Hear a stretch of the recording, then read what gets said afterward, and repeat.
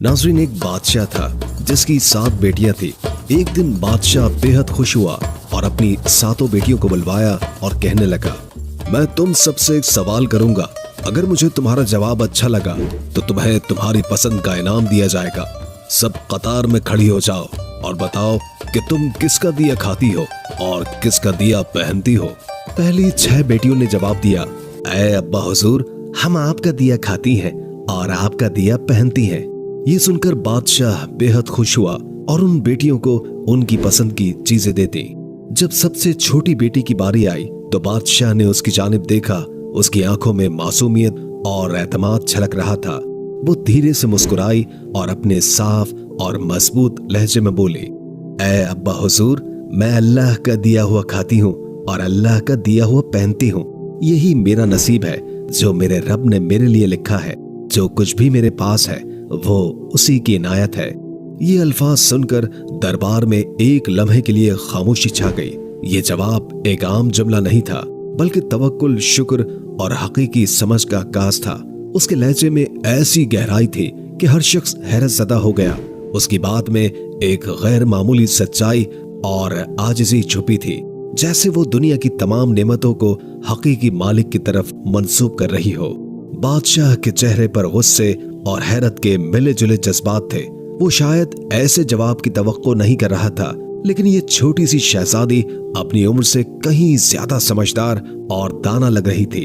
उसकी बात में एक खामोश पैगाम ये भी था कि हकीकी शुक्रगुजारी इंसान को जमीन से उठाकर आसमान की बुलंदियों तक पहुंचा सकती है, बशर्ते कि वो दिल से अल्लाह पर यकीन रखे। बादशाह ये सुनकर गुस्से से कांप उठा। उसके चेहरे पर गुस्से की सुर्खी नुमाया हो गई और धाड़ते हुए बोला, ऐ कमबख्त, तुमने मेरी नाशुक्री की है, मेरे एहसानात को नजरअंदाज किया है। ऐसी गुस्ताखी की सजा जरूर मिलेगी। दरबार में सब लोग खामोश हो गए। छोटी शहजादी ने नरमी से जवाब दिया, जो हुक्म अब्बा हुजूर।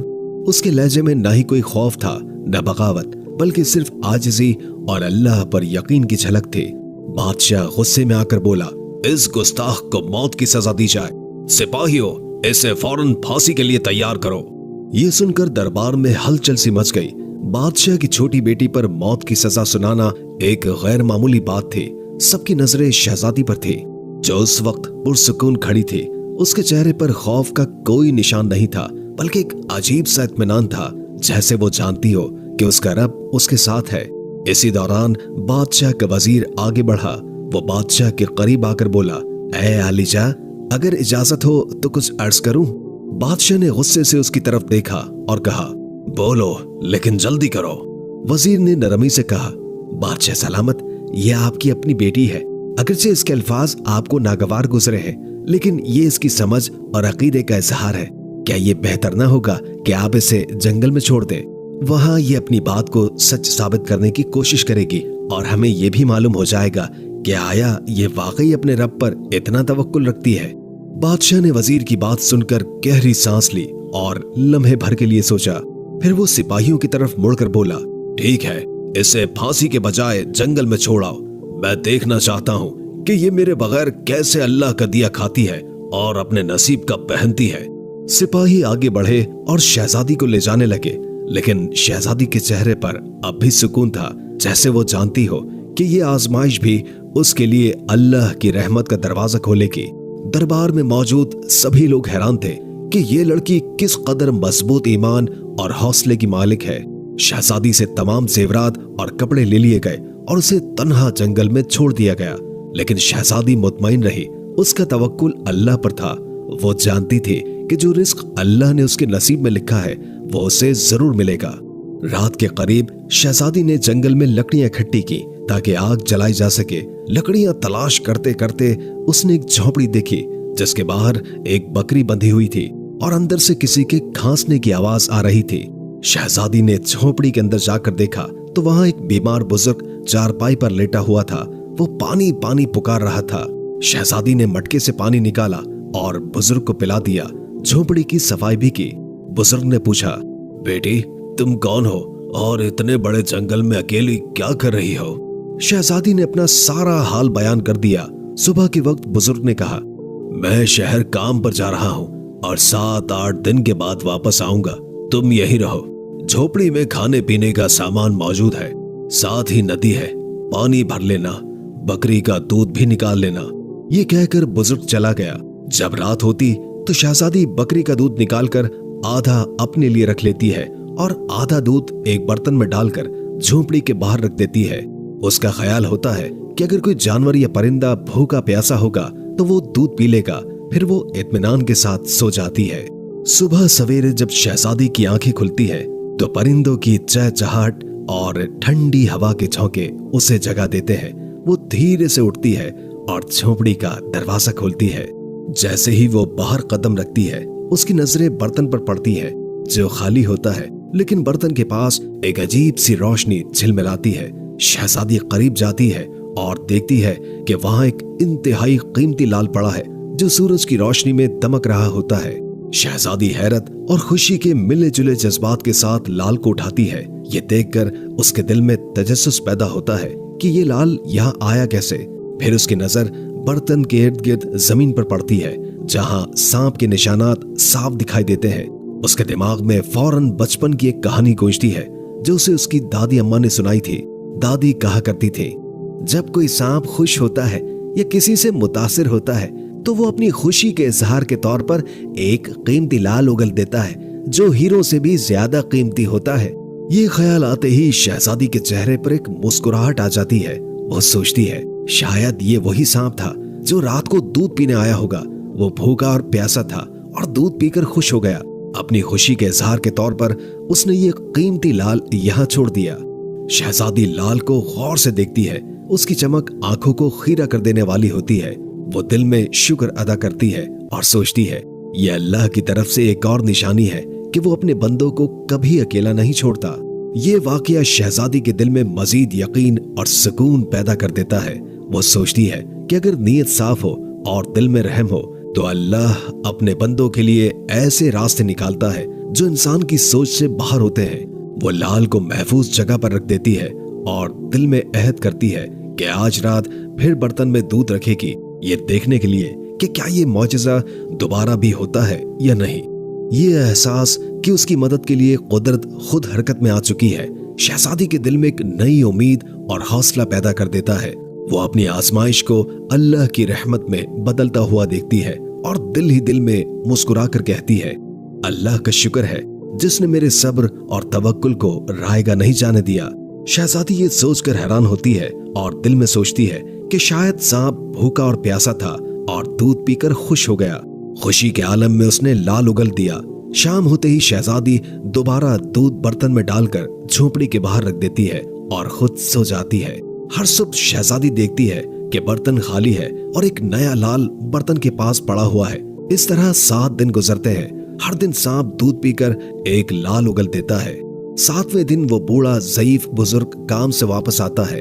शहजादी उसे पूरा वाकया सुनाती है और 3 लाल उसे दे देती है। वो कहती है, आप शहर जाएं और इन लालों को बेचकर महल बनाने का सामान और मजदूर ले आएं। बाकी 4 लाल शहजादी एक माला की शक्ल में गले में पहन लेती है। कुछ ही महीनों में जंगल में एक शानदार महल तैयार हो जाता है। महल में हर किस्म की सहूलत, नौकर चाकर और दुनिया की तमाम नेमतें मौजूद होती हैं। शहजादी एक लकड़ी की फैक्ट्री भी बनाती है जहां गरीब मजदूर काम करके अपनी रोजी रोटी कमाते हैं। जंगल का यह इलाका आहिस्ता आहिस्ता एक शहर की शक्ल इख्तियार कर लेता है और दूर दूर तक उसकी शोहरत फैल जाती है। शहजादी के वालिद बादशाह तक भी ये बात पहुंच जाती है। बादशाह ये सोचता है कि देखो तो सही, ये कौन सी शहजादी है जिसने इतने कम वक्त में ये सब कुछ कर लिया। बादशाह अपने सिपाहियों के जरिए शहजादी को पैगाम भेजता है कि फुला मुल्क का बादशाह आपसे मिलना चाहता है। शहजादी सिपाहियों को पैगाम देती है कि दावत इस शर्त पर कबूल की जाएगी कि बादशाह अपनी तमाम बेटियों के साथ हमारे महल में तशरीफ लाए। बादशाह इस शर्त को कबूल कर लेता है और एक दिन अपनी 6 बेटियों को लेकर महल में आ जाता है। शहजादी नकाब करके अपने वालिद और बहनों से मुलाकात करती है और 7 रंग के खाने पेश करती है और हर खाने के साथ उसी रंग का लिबास और जेवरात पहन कर आती है। महल की शानो शौकत और शहजादी के अंदाज को देखकर बादशाह बेहद मुतासिर होता है और आखिरकार ये कहने पर मजबूर हो जाता है, तुम मेरी बेटियों की जगह पर हो और मैं तुम्हारे इसरार पर अपनी तमाम बेटियों को लेकर आया हूँ। फिर हमसे ये पर्दा किस बात का? शहजादी कहती है, ठीक है, मैं तैयार होकर आती हूँ। इस पर उसकी दूसरी बहनें आपस में बात करने लगती हैं कि इतने महंगे कपड़े पहने हुए हैं, इतने जेवरात पहने हुए हैं और कितना तैयार होकर आएगी। इतने में बादशाह देखता है कि एक सादा कपड़ों में एक लड़की आ रही है।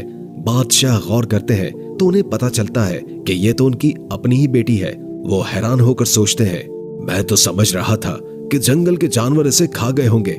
जब मुझे इसकी फिक्र हुई थी तो मैंने सिपाहियों को जंगल में भेजा था, लेकिन उन्होंने कहा था कि वहां शहजादी का कोई अता पता नहीं है। फिर ये यहाँ कैसे? बादशाह अपनी बेटी से मिलकर बेहद खुश होते हैं। वो हैरत और मसरत के आलम में कहते हैं, बेटी, तुम कितनी खुशकिस्मत हो कि तुम्हें इतनी अजीम शहजादी के साथ रहने का मौका मिला। जाओ, उसे बुला कर लाओ, मैं तुम्हें उससे आजाद करवा दूंगा। अगर तुम्हारी आजादी के बदले वो मुझसे मेरी सल्तनत भी मांगे तो मैं उसे देने के लिए तैयार हूँ। ये सुनकर शहजादी ने एक लम्हे के लिए अपनी आंखें झुका ली। उसके चेहरे पर एक अजीब सी मुस्कुराहट फैल गई, गोया कोई छुपी हुई हकीकत सामने आने वाली हो। बादशाह और दीगर बहनें हैरानी से उसकी तरफ देखने लगी। शहजादी ने सर उठाया और नरमी से कहा, अब्बा हुजूर, वो शहजादी कहीं दूर से नहीं बुलानी पड़ेगी। बादशाह ने उलझन से पूछा, क्यों, क्या वो करीब ही है? शहजादी ने मुस्कुराते हुए नकाब हटाया और कहा, क्योंकि वो शहजादी मैं खुद हूँ। ये सुनकर बादशाह की आंखें हैरत से फैल गई और दरबार में एक सनसनी सी दौड़ गई। हर कोई सख्ते में आ गया। बादशाह ने कदम बढ़ाए और हैरत के साथ बोले, ये कैसे मुमकिन है? तुम तो जंगल में अकेली थी। ये महल, ये शान और शौकत, ये सब कुछ तुमने कैसे हासिल कर लिया? शहजादी ने पूरा एतमाद लहजे में कहा, याद है अब्बा हुजूर, मैंने कहा था कि मैं अल्लाह का दिया हुआ खाती हूँ और अपनी किस्मत का पहनती हूँ। ये सब अल्लाह की इनायत है। आपने मुझे आजमाइश में डाला, लेकिन मेरे रब ने मुझे कामयाबी से नवाजा। ये महल, ये दौलत, ये सब मेरे रब का इनाम है। बादशाह ने गहरी सांस ली। उसकी आंखों में शर्मिंदगी और फख्र के मिले जुले जज्बात थे। वो बोले, बेटी, तुमने आज मुझे एक सबक सिखाया है जो मैं कभी नहीं भूलूंगा। शहजादी ने मुस्कुराते हुए कहा, आजमाइश हमें तोड़ने नहीं बल्कि मजबूत करने आती है अब्बा जान, और जब तवक्कुल अल्लाह पर हो तो दुनिया की कोई ताकत हमें शिकस्त नहीं दे सकती। ये लम्हा बादशाह और सबके लिए एक गैर मामूली मोड़ बन गया, जहां एक बेटी ने अपने सब्र, तवक्कुल और हौसले से साबित कर दिया कि अल्लाह के फैसले हमेशा बेहतरीन होते हैं। शहजादी मुस्कुराते हुए बोली, बाबा, बात भूल गए क्या? बादशाह ने कहा, वो क्या? शहजादी ने कहा, मैंने आपसे कहा था कि मैं अल्लाह का दिया हुआ खाती हूँ और अपनी किस्मत का पहनती हूँ। देखिए, मैं अल्लाह का दिया हुआ ही खा रही हूँ और अपनी किस्मत का ही पहन रही हूँ। ये सब मुझे मेरे अल्लाह ने अता किया है। शहजादी ने मजीद कहा, बाबा जान, अल्लाह ने मुझे कहां से कहां पहुंचा दिया है और आज मैं आपसे भी ज्यादा अमीर हूँ। ये सुनकर बाकी तमाम शहजादियां दिल में सोचने लगी, काश तब हमने भी यही कहा होता कि हम अल्लाह का दिया हुआ खाते हैं और अपनी किस्मत का पहनते हैं। इस कहानी से सबक मिलता है कि हमेशा अल्लाह ताला जिस हाल में भी रखे उस पर खुश रहना चाहिए। जो इंसान अल्लाह पर तवक्कुल रखता है, अल्लाह उसे कभी तन्हा नहीं छोड़ता। नाज़रीन, आप हमें कमेंट बॉक्स में जरूर बताएं कि ये कहानी आपने अपने बचपन में अपने दादा दादी, नाना नानी या किसी बुजुर्ग से सुनी है या आज पहली बार सुन रहे हैं। अगर आपने ये वीडियो मुकम्मल देखी है तो कमेंट बॉक्स में मुकम्मल का लफ्ज जरूर लिखें ताकि हमें पता चले कि कितने लोगों ने हमारी वीडियो को आखिर तक देखा है। दोस्तों, शहजादी के लिए एक लाइक तो बनता है। इस वीडियो को लाइक जरूर कीजिए और अगर आपको ये वीडियो पसंद आई हो तो इसे दूसरों के साथ शेयर करें और मजीद दिलचस्प वीडियो देखने के लिए हमारे चैनल को सब्सक्राइब करें।